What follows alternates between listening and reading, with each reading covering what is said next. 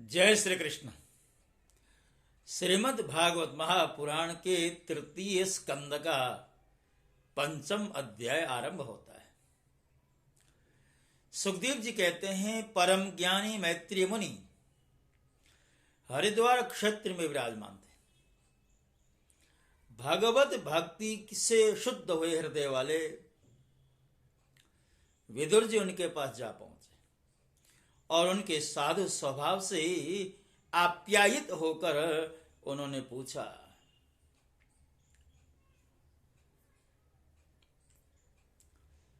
विदुर जी पूछते हैं, सुखाय कर्माणि करोति लोको न ते सुखं वान्यदुपारमं वाम् विन्देत भूयस्तत एव दुःखम् यदत्र युक्तं भगवान वदेन्नः। भगवान, संसार में सब लोग सुख के लिए प्रयत्न करते हैं, परंतु उनसे न तो उन्हें सुख मिलता है और न उनका दुख ही दूर होता है, बल्कि उससे भी उनके दुख की वृद्धि होती है। अतः इस विषय में क्या करना उचित है, आप कृपा करके मुझे बताइए। जो लोग दुर्भाग्यवश भगवान श्री कृष्ण से विमुख, अधर्मपरायण और अत्यंत दुखी हैं, उन पर कृपा करने के लिए ही आप जैसे भाग्यशाली भगवत भक्त संसार में विचरण करते हैं। तत्साधु वर्यादि सवर्त्मशम्नः सम्राधितो भगवान् येन पुंसाम् हृदये स्थितो यच्छति भक्तिपूते ज्ञानं सतत्वाधिगमं पुराणम्। साधु शिरोमणि, आप मुझे उस शांतिप्रद साधन का उपदेश कीजिए जिसके अनुसार आराधना करने से भगवान अपने भक्तों के भक्तिपूत हृदय में आकर विराजमान हो जाते हैं और अपने स्वरूप का अपरोक्ष अनुभव कराने वाला सनातन ज्ञान प्रदान करते हैं। त्रिलोकी की नियंता और परम स्वतंत्र श्री हरि अवतार लेकर जो जो लीलाएं करते हैं, जिस प्रकार अकर्ता होकर भी उन्होंने कल्प के आरंभ में इस सृष्टि की रचना की, जिस प्रकार इसे स्थापित कर वे जगत के जीवों की जीविका का विधान करते हैं, फिर जिस प्रकार इसे अपने हृदय आकाश में लीन कर वृत्ति शून्य योग माया का आश्रय लेकर शयन करते हैं, और जिस प्रकार वे योगेश्वरेश्वर प्रभु एक होने पर भी इस ब्रह्मांड में अंतर्यामी रूप से अनुप्रविष्ट होकर अनेकों रूपों में प्रकट होते हैं, वह सब रहस्य आप हमें समझाएं। ब्राह्मण गौ और देवताओं के कल्याण के लिए जो अनेकों अवतार धारण करके लीला से ही नाना प्रकार के दिव्य कर्म करते हैं, वे भी हमें सुनाएं। यशस्वियों के मुकुटमणि श्री हरि के लीलामृत का पान करते हमारा मन तृप्त नहीं होता। हमें यह भी सुनाइए कि उन समस्त लोकपतियों के स्वामी श्री हरि ने इन लोकों, लोकपारों और लोकालोक पर्वत से बाहर के भागों को, जिनमें ये सब प्रकार के प्राणियों के अधिकारानुसार भिन्न भिन्न भेद प्रतीत हो रहे हैं, किन तत्वों से रचा है। द्विजवर, उन विश्वकर्ता स्वयंभू श्री नारायण ने अपनी प्रजा के स्वभाव, कर्म, रूप और नामों के भेद की किस प्रकार रचना की। भगवान, मैंने श्री व्यास जी के मुख से ऊंच नीच वर्णों के धर्म तो कई बार सुने, किंतु अब श्री कृष्ण कथामृत के प्रवाह को छोड़कर अन्य स्वल्प सुखदायक धर्मों से मेरा चित्त उब गया है। उन तीर्थपाद श्रीहरि के गुणानुवाद से तृप्त हो भी कौन सकता है। उनका तो नारद आदि महात्मा गण भी आप जैसे साधुओं के समाज में कीर्तन करते हैं, तथा जब वे मनुष्यों के कर्ण रंध्र में प्रवेश करते हैं तब उनकी संसार चक्र में डालने वाली घर गृहस्थी की आसक्ति को काट डालते हैं। भगवान आपके सखा मुनिवर कृष्णद्वैपायन ने भी भगवान के गुणों का वर्णन करने की इच्छा से ही महाभारत रचा है। उसमें भी विषय सुखों का उल्लेख करते हुए मनुष्यों की बुद्धि को भगवान की कथाओं की ओर लगाने का ही प्रयत्न किया गया है। यह भगवत कथा की रुचि श्रद्धालु पुरुष के हृदय में जब बढ़ने लगती है तब वह अन्य विषयों से विरक्त हो जाता है। वह भगवत चरणों के निरंतर चिंतन से आनंद मग्न हो जाता है और उस पुरुष के सभी दुखों का तत्काल अंत हो जाता है। मुझे तो उन शोचनीयों के भी शोचनीय अज्ञानी पुरुषों के लिए निरंतर खेद रहता है जो अपने पिछले पापों के कारण श्री हरि की कथाओं से विमुख रहते हैं। हाय काल भगवान उनके अमूल्य जीवन को काट रहे हैं और वे वाणी देह और मन से व्यर्थ वाद विवाद व्यर्थ चेष्टा और व्यर्थ चिंतन में लगे रहते हैं। मैत्रेय जी आप दीनों पर कृपा करने वाले हैं। अतः भौरा जैसे फूलों में से रस निकाल लेता है उसी प्रकार इन लौकिक कथाओं में से इनकी सारभूता परम कल्याणकारी पवित्र कीर्ति श्री हरि की कथाएं छांट कर हमें हमारे कल्याण के लिए सुनाइए। उन सर्वेश्वर ने संसार की उत्पत्ति स्थिति और संहार करने के लिए अपनी माया शक्ति को स्वीकार कर राम कृष्ण आदि अवतारों के द्वारा जो अनेक अलौकिक लीलाएं की हैं वे सब मुझे सुनाइए। श्री सुखदेव जी कहते हैं जब विदुर जी ने जीवों के कल्याण के लिए इस प्रकार प्रश्न किया तब तो मुनिश्रेष्ठ भगवान मैत्रेय जी ने उनकी बहुत बड़ाई करते हुए यों कहा। वो बोले साधु स्वभाव विदुर जी आपने सब जीवों पर अत्यंत अनुग्रह करके यह बड़ी अच्छी बात पूछी। आपका चित्त तो सर्वदा श्री भगवान में ही लगा रहता है, तथापि इससे संसार में भी आपका बहुत सुयश फैलेगा।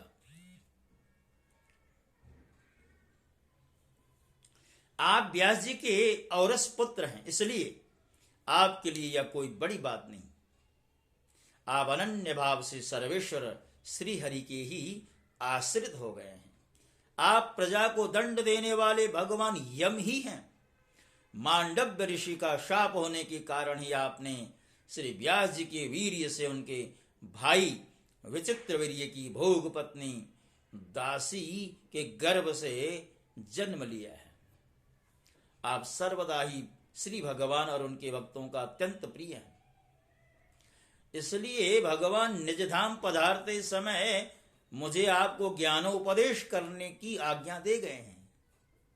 इसलिए अब मैं जगत की उत्पत्ति स्थिति और लय के लिए योग माया के द्वारा विस्तारित हुई भगवान की विभिन्न लीलाओं का क्रमशः वर्णन करता हूं। सृष्टि रचना के पूर्व समस्त आत्माओं के आत्मा एक पूर्ण परमात्मा ही थे।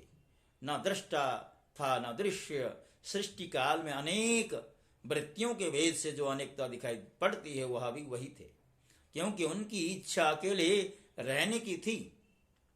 वे ही दृष्टा होकर देखने लगे, परंतु उन्हें दृश्य दिखाई नहीं पड़ा, क्योंकि उस समय वे ही अद्वितीय रूप से प्रकाशित हो रहे थे। ऐसी अवस्था में वे अपने को असत के समान समझने लगे। वस्तुतः वे असत नहीं थे, क्योंकि उनकी शक्तियां सो गई थी, उनके ज्ञान का लोप नहीं हुआ था। यह दृष्टा और दृश्य का अनुसंधान करने वाली शक्ति ही कार्य कारण रूपा माया है। महाभाग विदुर जी, इस भावाभाव रूप अनिर्वचनीय माया के द्वारा ही भगवान ने इस विश्व का निर्माण किया। काल शक्ति से जब यह त्रिगुणमयी माया क्षोभ को प्राप्त हुई, तब उन इंद्रियातीत चिन्मय परमात्मा ने अपने अंश पुरुष रूप से उसमें चिदाभास रूप बीज स्थापित किया। तब काल की प्रेरणा से उस अव्यक्त माया से महत्तत्व प्रकट हुआ। वह मिथ्या अज्ञान का नाशक होने के कारण विज्ञान स्वरूप और अपने में सूक्ष्म रूप से स्थित प्रपंच की अभिव्यक्ति करने वाला था। फिर चिदाभास गुण और काल के अधीन उस महत्तत्व ने भगवान के दृष्टि पड़ने पर इस विश्व की रचना के लिए अपना रूपांतर किया। महत्तत्व के विकृत होने पर अहंकार की उत्पत्ति हुई, जो कार्य अधिभूत, कारण अध्यात्म और कर्ता अधिदेव रूप होने के कारण भूत, इंद्रिय और मन का कारण है। वह अहंकार वैकारिक, सात्विक, तेजस, राजस और तामस भेद से 3 प्रकार का है। अतः अहम तत्व में विकार होने पर वैकारिक, अहंकार से मन और जिनके विषयों का ज्ञान होता है वे इंद्रियों के अधिष्ठाता देवता हुए। तेजस अहंकार से ज्ञानेन्द्रियां और कर्मेंद्रियां हुई, तथा तामस अहंकार से सूक्ष्म भूतों का कारण शब्द तन्मात्र हुआ और उससे दृष्टांत रूप से आत्मा का बोध कराने वाला आकाश उत्पन्न हुआ। भगवान की दृष्टि जब आकाश पर पड़ी, तब उससे फिर काल, माया और चिदाभास के योग से स्पर्श तन्मात्र हुआ और उसके विकृत होने पर उससे वायु की उत्पत्ति हुई। अत्यंत बलवान वायु ने आकाश के सहित विकृत होकर रूप तन्मात्र की रचना की और उससे संसार का प्रकाशक तेज उत्पन्न हुआ। फिर आप परमात्मा की दृष्टि पड़ने पर वायु युक्त तेज ने काल, माया और चिदंश के योग से विकृत होकर रस तन्मात्र के कार्य जल को उत्पन्न किया।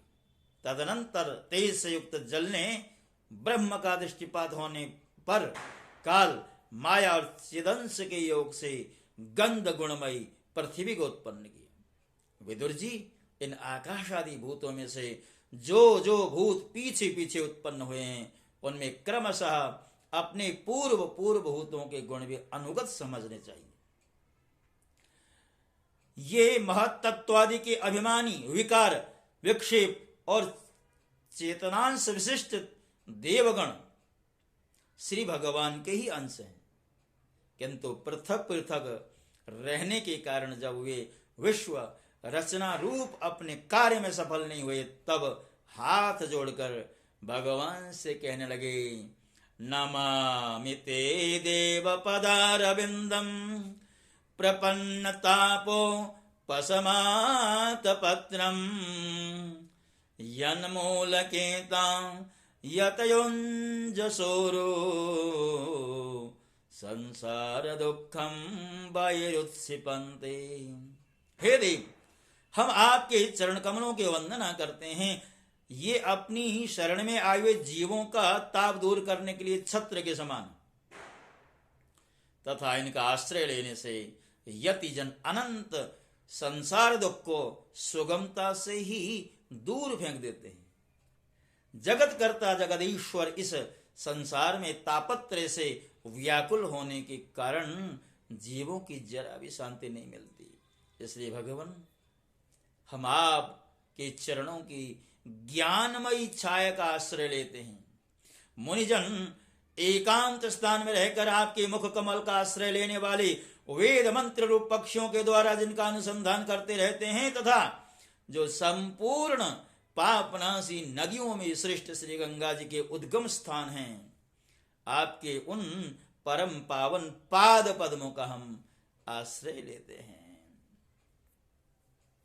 हम आपकी चरण कमलों के उस चौकी का आश्रय ग्रहण करते हैं, जैसे भक्त जन श्रद्धा और श्रवण कीर्तन आदि रूप भक्ति से परिमार्जित अंतःकरण में धारण करके वैराग्य पुष्ट ज्ञान के द्वारा परम धीर हो जाते हैं।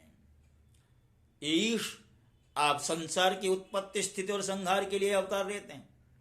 अतः हम सब आपके उन चरण कमलों की शरण लेते हैं जो अपना स्मरण कराने वाले भक्तजनों को अभय कर देते हैं। जिन पुरुषों का देह गेह तथा उनसे संबंध रखने वाले अन्य तुच्छ पदार्थों में अहमता ममता का दृढ़ दुराग्रह है, उनके शरीर में आपके अंतर्यामी रूप से रहने पर भी जो अत्यंत दूर हैं, उन्हीं आपके चरणार विंदों को हम भजते हैं। परम यशस्वी परमेश्वर इंद्रियों के विषयाभिमुख रहने के कारण जिनका मन सर्वदा बाहरी भटका रहता है, वे पामर लोग आपके विलासपूर्ण पाद विन्यास की शोभा को विशेषज्ञ भक्तों का दर्शन नहीं कर पाते। इसी से वे आपके चरणों से दूर रहते हैं। देव, आपके कथामृत का पान करने से उमड़ी हुई भक्ति के कारण जिनका अंतःकरण निर्मल हो गया है, वे लोग वैराग्य ही जिसका सारे ऐसा आत्मज्ञान प्राप्त करके अनायास ही आपके वैकुंठ धाम को चले जाते हैं। दूसरे धीर पुरुष चित्त निरोध रूप समाधि के बल से आपकी बलवती माया को जीत कर आप में ही लीन हो जाते हैं, पर उन्हें श्रम बहुत होता है। किंतु आपकी सेवा के मार्ग में कुछ भी कष्ट नहीं। आदिदेव, आपने सृष्टि रचना की इच्छा से हमें त्रिगुणमय रचा है, इसलिए विभिन्न स्वभाव वाले होने के कारण हम आपस में मिल नहीं पाते, और इसी से आपकी क्रीड़ा के साधन रूप ब्रह्मांड की रचना करके उसे आपको समर्पण करने में असमर्थ हो रहे हैं। अतः जन्म रहित भगवान, जिससे हम ब्रह्मांड रच कर आपको सब प्रकार के भोग समय समय पर समर्पण कर सकें, और जहां स्थित होकर हम भी अपनी योग्यता के अनुसार अन्न ग्रहण कर सकें, तथा ये सब जीव भी सब प्रकार के विघ्न बाधाओं से दूर रहकर हम और आप दोनों को भोग समर्पण करते हुए अपना अपना अन्न भक्षण कर सकें, ऐसा कोई उपाय कीजिए। आप निर्विकार पुराण पुरुष ही अन्य कार्य वर्ग के सहित हम देवताओं के आदि कारण हैं। देव, पहले आप अजन्मा ही ने सत्वादि गुण और जन्मादि कर्मों की कारण रूपा माया शक्ति में चिदाभास रूप वीर्य स्थापित किया था। हे परमात्मा देव, महत्त्वादि रूप हम देव गण जिस कार्य के लिए उत्पन्न हुए हैं, उसके संबंध में हम क्या करें? देव, हम पर आप ही अनुग्रह करने वाले हैं, इसलिए ब्रह्मांड रचना के लिए आप हमें क्रिया शक्ति के सहित अपनी ज्ञान शक्ति भी प्रदान कीजिए। भक्तों, श्रीमद् भागवत के तृतीय स्कंद का जो पंचम अध्याय है, मैत्री जी और विदुर जी के बीच संवाद का विषय है, और भगवान के द्वारा सृष्टि कैसे होनी है, उस व्यवस्था को भगवान कैसे करते करवाते हैं, ये प्रसंग इस अध्याय में रखा गया। आगे के जो प्रसंग हैं अगले अध्याय में आपके समक्ष रखे जाएंगे। जो छठा अध्याय है उसमें विराट शरीर की उत्पत्ति का प्रसंग आएगा। तब तक के लिए जय श्री कृष्ण।